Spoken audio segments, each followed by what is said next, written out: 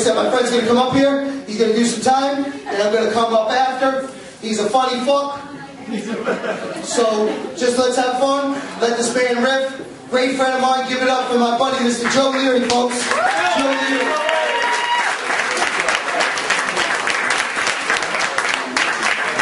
Yeah, let's hear it for Scott. Yeah. Yeah, how do I follow that? Holy crap.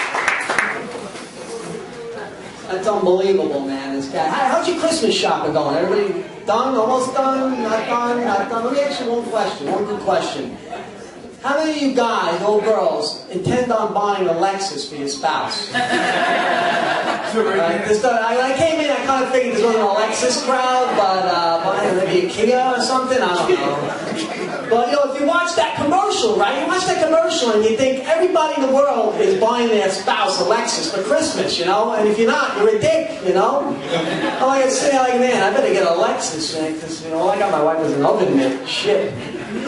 But, you know, if I bought my wife a Lexus, here's what would happen. Here's what would happen. Honey, look. Look out the window. Oh, my God. Oh, my God. Oh, my God. You fucking moron. What the fuck is wrong with you? How am I going to pay for that thing? That's like a mortgage. It's a rope around my neck. Who the hell would give you a Lexus? I'm the only one with a real job here. What the hell did you get that? You know what? I should have bought my wife a farm for Christmas. You know why? Because I can't get her off a goddamn Farmville on the computer. Right? You guys know about this, right? Farmville, Facebook, you get your own virtual farm, right? Oh my God, people are going nuts about this. I bet you if I look around, I know the girl was texting me, it's almost like farming out there, right? Farming. Is he looking at me, Hank? Because I gotta slaughter some pigs. You know, I can't, my wife drives me crazy. The alarm clock goes off, 4 a.m. I'm like, what the hell are you doing? It's like, I have to harvest my strawberries or they'll die. I'm like, this woman can't boil an egg. She can't boil an egg yet. She's got acres and acres of virtual crops and farm animals of all kinds. She's like a regular land baron.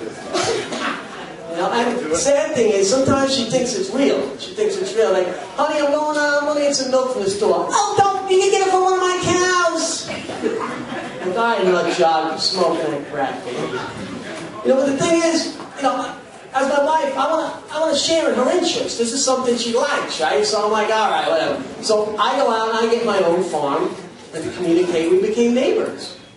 You know, now I'm up at 4 a.m. Harvesting my crops every morning. You know, and now all she does is send me these stupid messages and requests on Farmville, and then she yells at me when I don't answer them. They're like, I saved you a request for 5 nails to finish my barn raising, and you didn't give it to me. What the hell is wrong with you? Oh my God. You know, it's not like we even talk anymore anyway, you know. She's like, my wife's convinced I have attention deficit disorder because I don't listen to a word she says, right? Like, she's looking at me, you know, she's barking orders, and I'm smiling, and I'm nodding, But in my head, I got like Metallica playing. If you will be fine, without check that. And she's going on, and I'm still thinking to myself, like, is it time to harvest my crops on Farmville? And then she's still going, I'm like, you know, I don't have ADD. The truth is, I just don't give a shit. That's what it is. And we don't talk anymore, like I say, you know, either messaging on farm, but all she does is text me. Text. Everything, even in the same house, she's texting me. Like, what are you doing upstairs for so long? Watching King of Queens, leave me alone. What do you mean you're watching Sting do teens? Fucking autocorrect. Laying in bed next to each other. Texting me, right? Even during sex, she's texting me now. During sex, like, you know, I'm doing my thing from behind. It's like, OMG, Joe, OMG, Joe, OMG. Even when, you know, afterwards, we're laying in bed nice and quiet, says, I was faking. What, Scott? LOL, I was faking.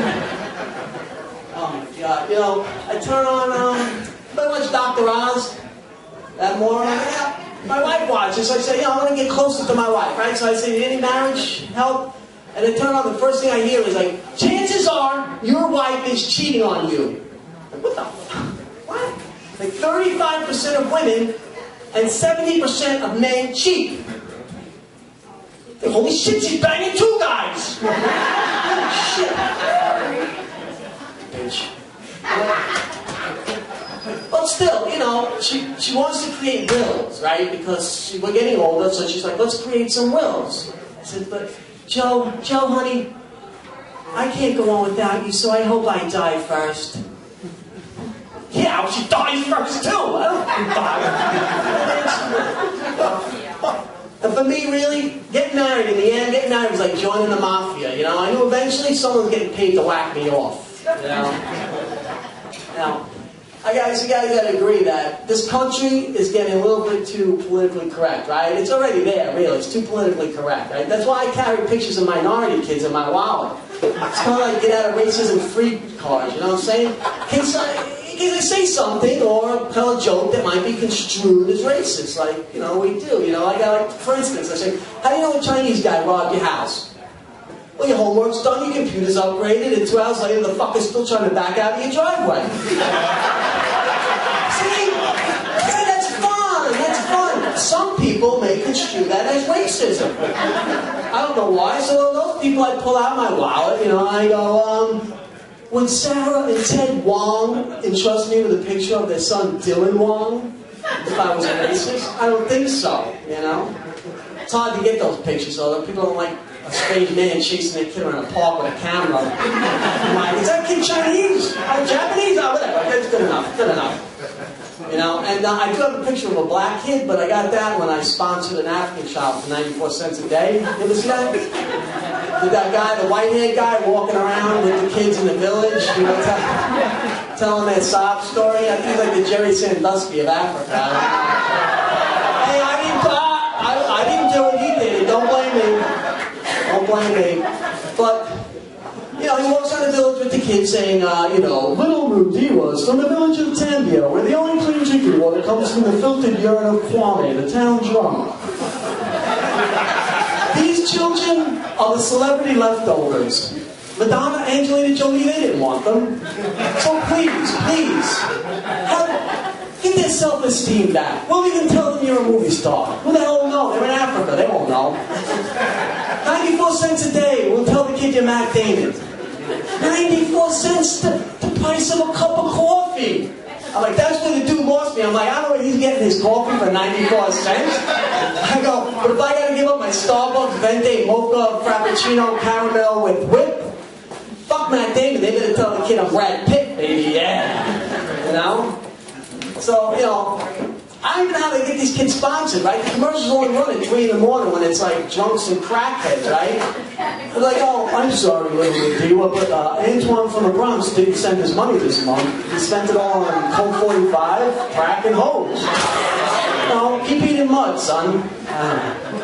You know, and I did, like I said, I did sponsor one of these kids, and it was like 3 a.m., I'm drunk off my ass, you know, and when I get drunk, I get very emotional, you know, and I'm like, the horror, look at this, how can this go on? And a small cup of maybe bodega coffee or something, I don't know.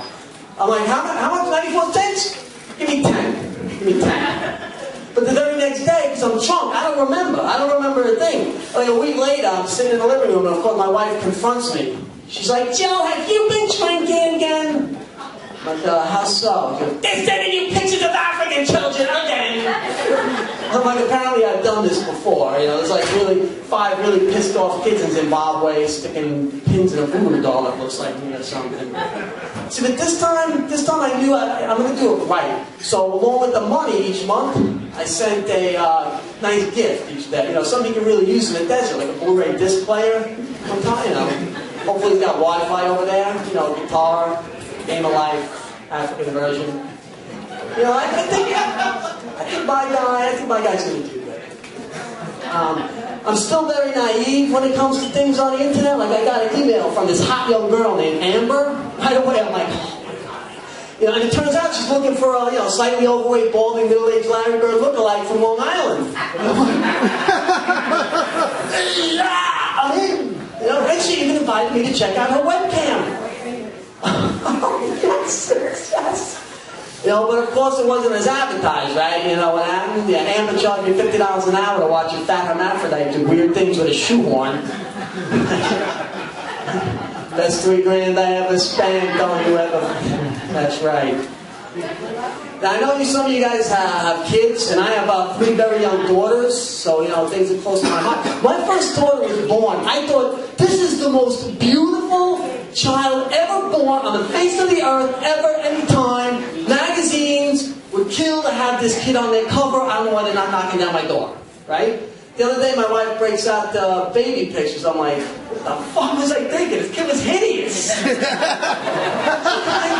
Jesus Christ, look like a little scary hairless cat thing, I mean, it sounds bad, but, she's beautiful now, but we had concerns, And when she was born, I was so overwhelmed. I was so taken back. I was like, I love this child more than I've ever loved anything in my life. I can never love anything as much as I love this child. I told my wife, I can't have a second child. I go, because I have so much love for this child, there'll be no left over for that second child.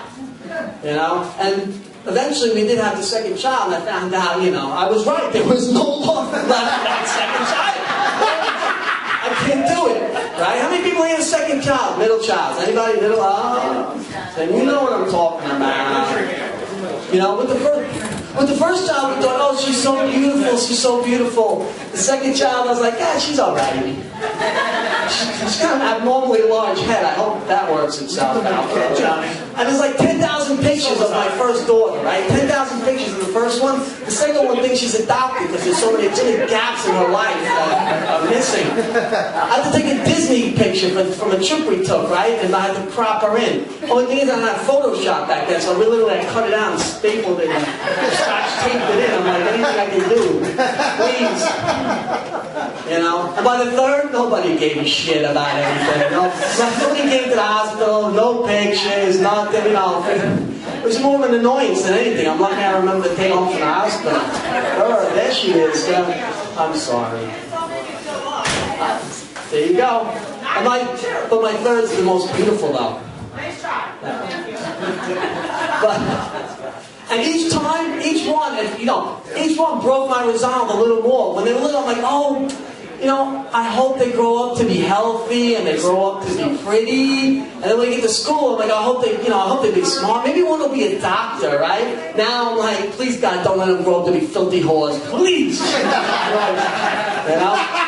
Because I'm telling you, when you got 3, man, the odds are not in your favor. Chances are one of them, So nights is so fun. I sit at the dinner table trying to figure out which one it's going to be. It's like, the redhead. I know it's going to be the redhead. And she's my favorite too, I'm like, Emily, get up to your room and don't come down till you're 30. But Daddy, I didn't do anything. Get up there, you dirty little rotten. I heard Scott say this before, and I've read articles on this. Girls are sexually active much younger these days. I'm like, oh, Jesus Christ. But, it's not like they're having sex all the time. At the end of the date, they just give a blowjob. I'm like, oh, thank you. That makes me feel much better. He said it, I read it, I'm like, thanks. That's great. I can see this on Facebook in the future. Take the Leary girls, 3 to choose from. Go to that house. Pick the redhead though, guaranteed. And then my wife's like, you better have that talk with your daughter. I'm like, wait a second, what talk? That's your job. She's like, no, but you know what a guy wants. You know what a guy likes. I'm like, all right. I'm like, honey, I know you have your big first date with Jordan tonight. And at the end of this date, he's gonna ask you to do something, all right? Something your mother hasn't done for me in many. I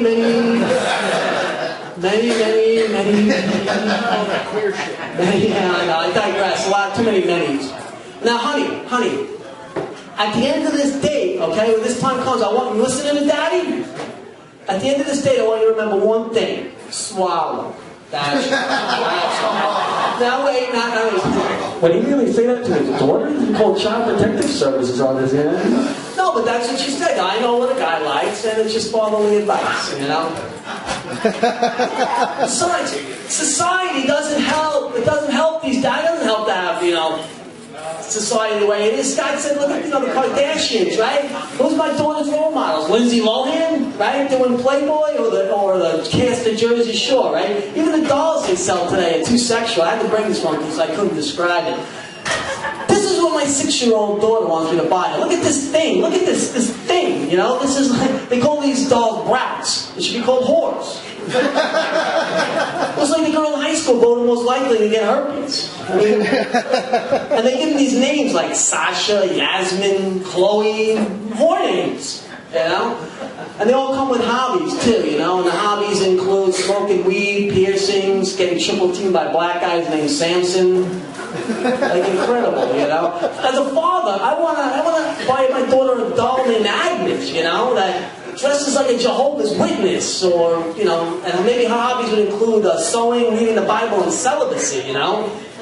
Instead, I get this thing, here, honey, Daddy bought you a new dolly, honey, there you go. Okay, yeah, now go learn to be a whore. There you go. Nice. Don't forget your shoehorn. Do it right.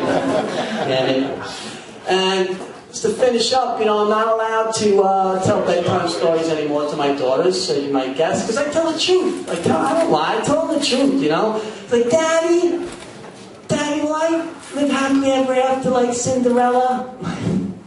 Sorry, honey, it doesn't happen. You know what happens after the Cinderella? She grows a mustache and gains 100 pounds. You know? Prince Charming leaves us with some dude he met, girl he met on Facebook, or a dude, we'll see. I don't know, maybe Prince Charming's kind of. And, Daddy, why did the hunter kill Bambi's mommy? Oh, honey, you naive little child. It wasn't a hunter. You see, Bambi's daddy wanted a divorce. And he lives in the woods of upstate New York, and he knew that bitch would take half the forest. Hired a hitman. Alright, thanks for letting me fill in some time for Scott. You guys are awesome. I love it up here. Thanks.